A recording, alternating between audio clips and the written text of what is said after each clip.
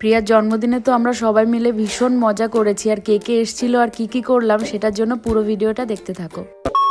আমি তো একদিন আগেই চলে এসেছিলাম, যেহেতু প্রিয়ার জন্য সবকিছুই সারপ্রাইজ ছিল, তাই মিঠুন যা যা প্ল্যান করেছিল সবটাই আমরা দুজন মিলে করেছি। রাত 12টায় ছিল প্রিয়ার জন্য ভীষণই একটা ধামাকা, যেহেতু ও কিছুই জানতো না। আমরা সবাই মিলে গিয়ে ওকে সারপ্রাইজ দিয়েছি, সেল ফাটিয়েছে, কেক কাটিং করেছে। পরের দিন ছিল মেন সারপ্রাইজ, যার জন্য আমি প্রিয়াকে রেডি করে দিচ্ছিলাম। আর এখানে দেখো রিঙ্কি দিদির টিমটা তো চলেই এসছে, সুমিরাও চলে আসলো, আরো অনেকেই আসবে। তারপর আমরা সবাই মিলে বেরিয়ে পড়লাম প্রিয়াকে মেন সারপ্রাইজ দেওয়ার জন্য। এমন একটা ভালোবাসার মানুষ যদি জীবনে থাকে তাহলে আর কিছুই লাগে না। প্রতিটা জিনিস ও নিজে হাতে তৈরি করেছে আর ভীষণ এফোর্ট দিয়ে। প্রত্যেকটা মেয়ে এমনই চায় যেমন ও, যে প্রতিটা কথা মনে রাখে, কখন কি বলছে, ওর কি পছন্দ, ওর কি ভালো লাগলো সেগুলোই সারপ্রাইজ দেয়। সবাই মিলে আমরা ভীষণ মজা করেছি। যাদের ভিডিও আমি এতদিন ফোনে দেখেছি তাদের সাথে সামনাসামনি কথা বলে আমার তো ভীষণ ভালো লেগেছে। প্রত্যেকটা মানুষ ভীষণ ফ্রেন্ডলি, একবারও আমার মনে হয়নি যে এদের সাথে আমার ফার্স্ট টাইম দেখা হয়েছে।